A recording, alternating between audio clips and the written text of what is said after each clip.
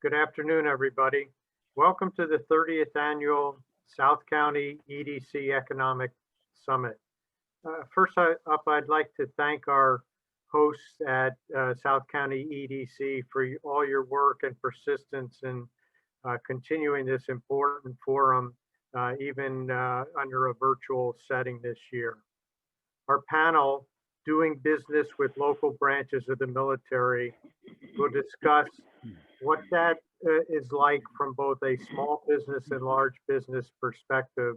And our panel includes leadership from both small and large businesses. I'm Mark Balmer, the Executive Director of SDMAC, the San Diego Military Advisory Council, a nonprofit that advocates on behalf of our local military. SDMAC produces an annual economic report that highlights the substantial impact our local economy sees from the defense budget. This year's report will be released later this month and will also demonstrate the strength of this work during the COVID-19 emergency, where defense remains strong while other sectors shut down. I'll introduce our panelists and ask that they make some short opening remarks telling us about their business with the military. Then I'll ask a few questions before we open it up to our audience for your questions. Our time's short, so let's get started.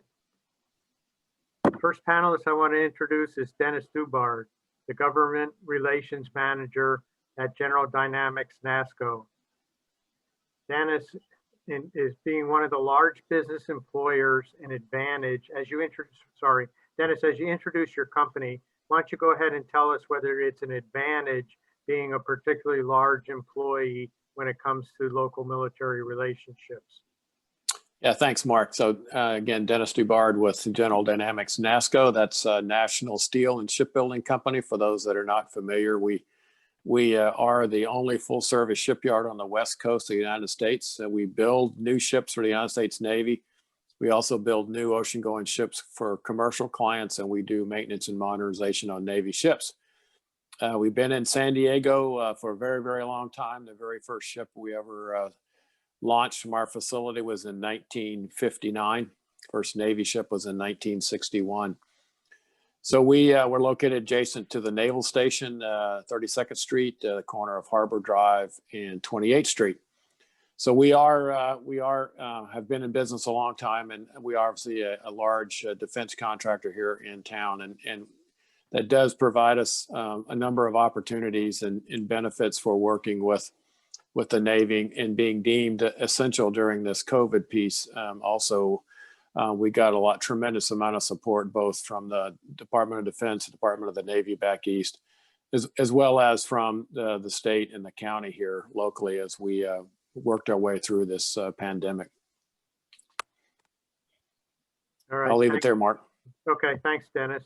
The next panelist I want to introduce is Dave Twining, the Chief Operating Officer at Planck Aerosystems. So Dave, as you introduce us to your company, can you talk a little bit about, you have contracts, I believe, with both Homeland Security and the Air Force, and are these easier, more difficult, or the same kind of paths for defense work as trying to work with our local military? Yeah, thanks, Mark. This is Dave Twining from Planck Aerosystems. We are a small business, kind of the other end of the spectrum from GD NASCO in terms of size, but we are a government contractor.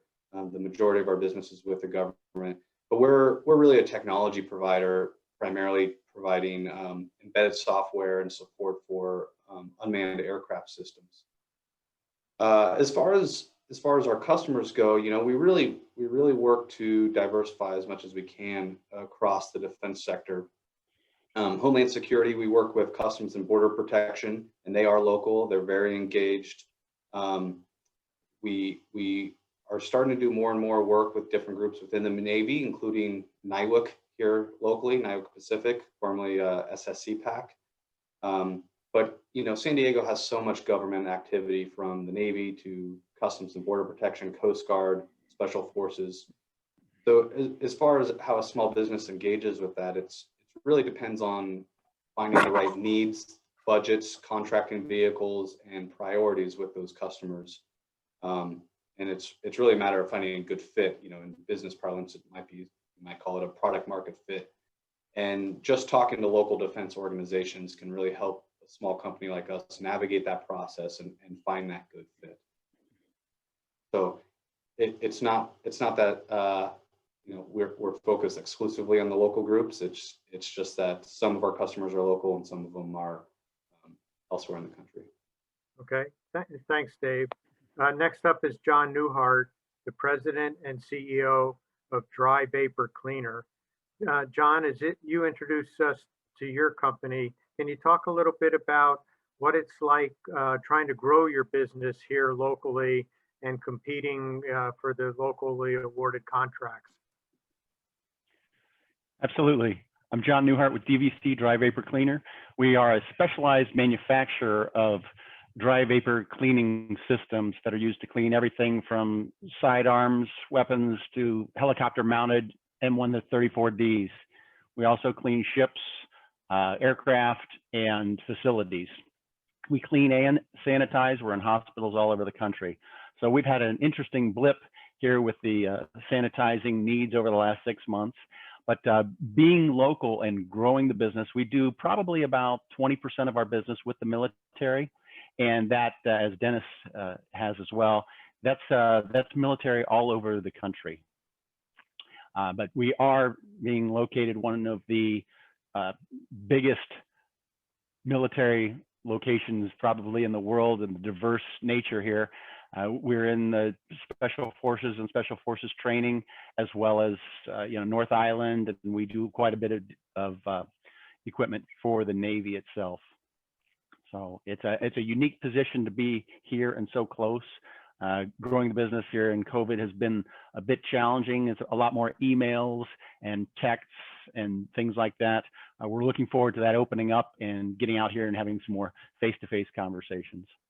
All right, thanks, John. So let me stay with you, and then kind of the same question to everybody. So we've seen parts of our local economy shut down, like tourism, and we would like to think that defense has been particularly strong and helping our local economy kind of weather the storm.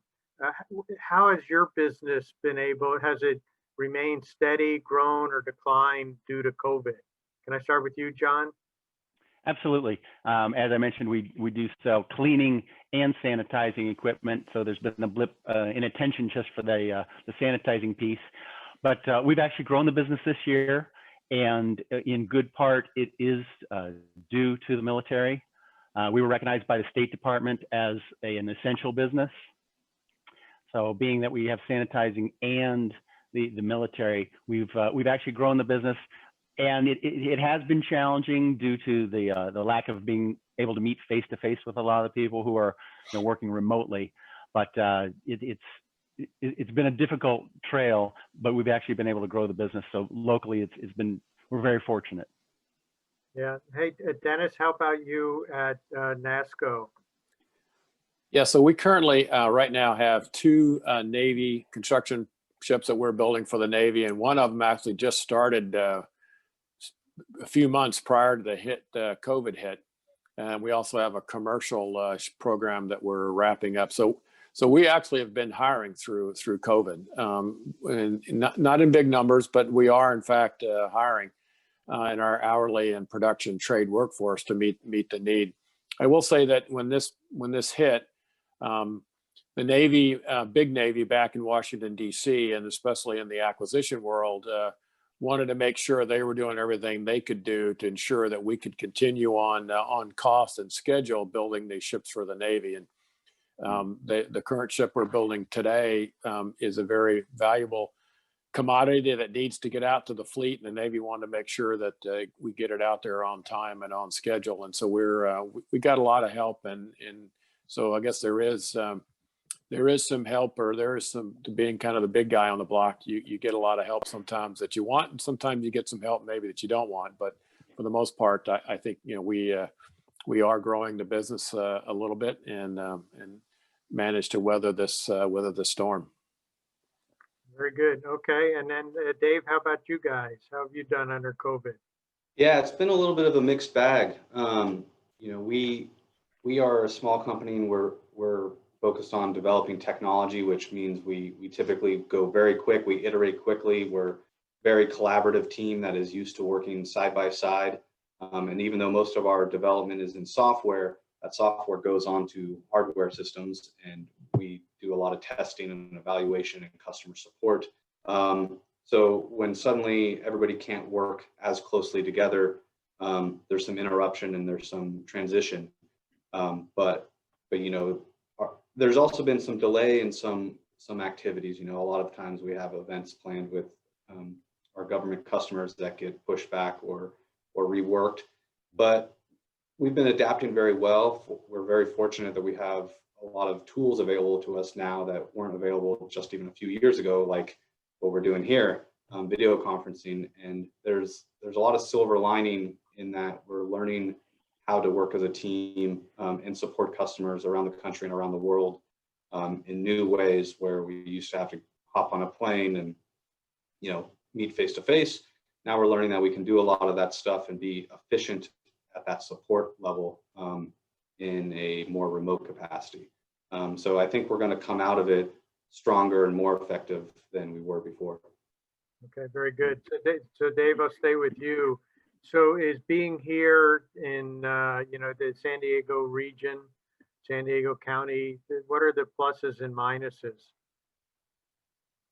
Yeah, there's a huge advantage for a small company like us in being located in San Diego. We have excellent resources available to us across the board in terms of community engagement, local leadership, access to decision makers and end users within the DoD and Department of Homeland Security.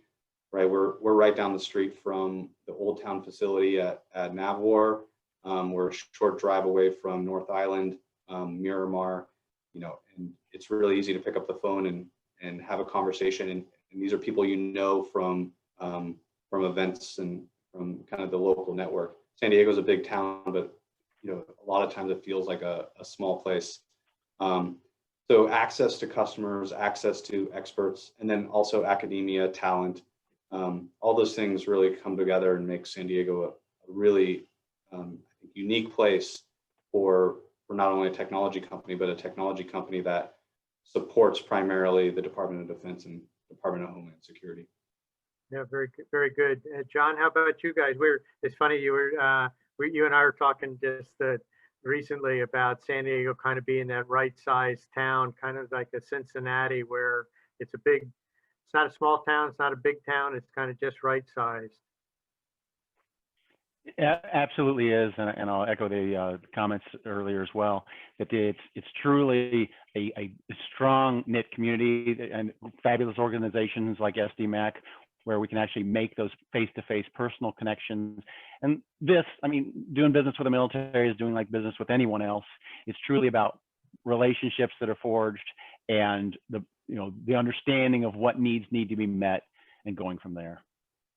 Yeah, so Dennis, I'm going to ask you to answer just a little bit differently, because you're big and you got to be in the, next to the water for what you do. But how about the proximity to the border, and does that help you as well or hurt you, or how about that for a location question? Yeah, I was listening earlier today with the panel that was on talking about the border, and we have a facility down in Mexicali that has been with us for a long time, and it's a fully owned subsidiary of NASCO, and they do quite a bit of work for us. So the border for us is very, very important, not only for that facility that makes many of the products that go inside our ships, as well as a number of our employees live down there and come across the border every day to come to work. So that cross-border piece is very, very important for us. And I think it's Paola from the chamber earlier really laid out a nice talked about that and how important that is to this region, and we certainly agree with that. And it's very helpful and supportive of us of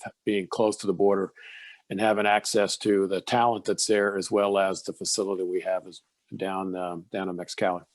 Very good. And just a reminder for everybody, if they use the polls part of the website, you're able to submit questions that I can see and then pass along to our panelists. Dave, I think you might be the right guy to ask this, and it has to do with, it's not meant to be negative, but it's meant to be a look at the reality of how contracts are awarded from an organization like NAVWAR, and they're my good friends over there. But when you have technology like yours, the competition catches up very quickly, and I think sometimes the bureaucracy of the military, my perception is bureaucracy of the military wants to study something to death before they get that solicitation out there. But some organizations like Homeland Security, or maybe even within the military spec war community, they can get something under contract a little bit faster. And have you seen that as well? Yeah, absolutely. You know, there is this big push within the Department of Defense in rethinking how they deal with small businesses and how they deal with technology, and a lot of it has to do with the contracting vehicles. Obviously, the special warfare groups have means to get people under contract and to buy things that is different than the big Navy. But there's, you know, getting into some of the nuts and bolts, there's a lot of new avenues. There's these OTAs, other transaction authorities, which have existed for many decades, but I think the government agencies are starting to get smart about that they can use them effectively to accelerate the adoption of technology. But it still takes a long time. There's also things called commercial solution offerings, CSOs, which we're seeing more and more adoption of. But still, you know, no matter what the contract vehicle is, there's always a challenge to connect the end users who know that they have a need with the, you know, people writing the checks, the contracting officers and the contract vehicles. And then there's the budget, you know, in between all of that. And I think that's kind of what's unique about working with the government as opposed to commercial organizations. But as John said, it ultimately still boils down to engaging with the users, making sure that you have something that is valuable to them. And it's not that part of the process isn't different if you're working with the government or, you know, with industry. Yeah, different groups are starting to adopt different ways to accelerate technology adoption. And I think it's getting the attention of the rest of the groups within the Navy and the Army and the Air Force and the Marine Corps. And they're getting excited about it, but it's something that's also changing very, very quickly. So, hey, Mark, just Dennis, if I could, I would like to add on just a little bit.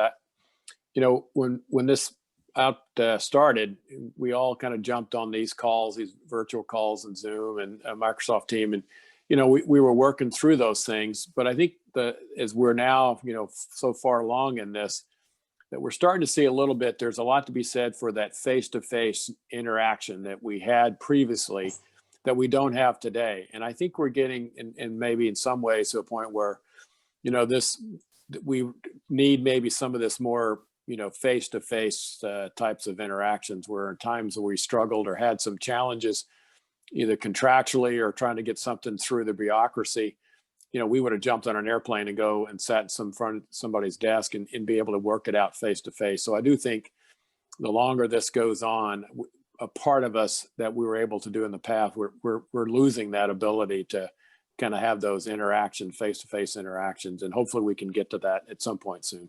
Yeah, you know, a lot of people in business always say the relationships are important, so that when there is a difficulty, that you're not building that relationship for the first time. Correct. Yeah. John, so obviously, yeah, and I think you mentioned you have a COVID aspect to your product for your service. So did the military Navy recognize that, come to you? Did you go to them? Were those types of communications, or were you looking at websites for solicitations? No, actually, we went direct, and they did come to us. We've got a pretty extensive SEO going on. I've got a great team that takes care of that, and it's amazing some of the things that we've been able to accomplish, sending out the word in, Facebook and Instagram and the things that come back. I mean, we've actually contacted about a dozen governors and the president through Twitter. So it's a new tact. I'm not real familiar with how it works, but I got a team that does it, and we get phone calls. Yeah. Were they able to give you work under existing contracts, or are there new contracts for this? Or both? Well, a lot of the stuff that we do is it's a direct purchase, and they're making purchases with the P cards because it's a under $10,000 expenditure. They know what they need. They can see what our equipment does, and they just purchase it. Yeah, it's very, very good. How about you, Dave? You have the access you like to the local military leaders? Yes and no. I think I agree with a lot of what you were saying earlier, Mark, that the existing relationships, having pre-existing relationships is extremely valuable, because trying to build a new relationship virtually is difficult. And, a lot of the success that we've had over the years is from relationships that we've built through face-to-face meetings, either at events, trade shows, workshops, not necessarily sitting there waiting for a solicitation and saying, oh, this could be a good fit. Let's throw it over the wall and see what happens. It's really building those relationships so that you understand everybody's needs. And it's definitely difficult to build new relationships for us without that face-to-face interaction. But we're working at it, and it's been somewhat successful, but it's new also for us. So there's the and I'm sorry for my ignorance, because I don't do what you guys do. So there's the part of it that you go talk to the military or the contracting officer, but you must also have to have relationships with the bank, small business administration, the port, elected officials, all different other aspects. How would you put the access to the military under COVID or pre-COVID with access to these other organizations? Oh, that's an interesting question, Mark. One thing I think is kind of interesting is that we've found that people are maybe more willing to pick up the phone and have a face-to-face virtual meeting, because a lot of these military leaders and folks that we work with are home or they're somewhat isolated, and it's almost easier to get in touch with them once you kind of have that initial relationship. So we spend a lot of time just kind of checking in and having calls like this, Zoom calls with them. And before COVID, sometimes it would take weeks and weeks to kind of pin somebody down to have even a quick conversation. So that part of it's a little different. Very, very good. So John, thank you for what you mentioned, SDMAC in the past, but what can an organization like us or maybe some of the business organizations or even South County EDC, what can we be doing to help your business thrive and grow? Well, one of the biggest things is the events, because that's where we get to meet the people. And I'll echo on what Dennis had said earlier as well. We are really in need of speaking with the end user. They're the person that's going to specify our equipment. And sometimes there's a block there between the purchasing and the officer in charge, and there's a wall there that we need to overcome. So any way that can bridge that gap, that's truly the most important thing that would help us. Hey, Dennis, so I'm not getting questions, so I'm just going to start putting you guys on the spot. And I know I've known you longer than the other guys. So where do you see your business in 5 years from now? And I don't know that you guys do a lot of work on the 3 home ported aircraft carriers here. Is that the type of work that it would be good to see a local big business like you guys doing more than a lot of fly-in teams that do work on those ships? Yeah, we typically do not do a lot of work over at North Island on the carriers. However, we do have a facility up in Bremerton at Puget Sound Naval Shipyard in Bremerton. So we are on contract to do work up in the Pacific Northwest. There's probably not many ship programs in the future that coming down the pike, but there are a couple that we're looking at. So there are some things that the Navy is looking to recapitalize their Sea Lift fleet. That fleet is very, very old. So they're looking to do that. There's some potential for some sub-tenders that are out there as well.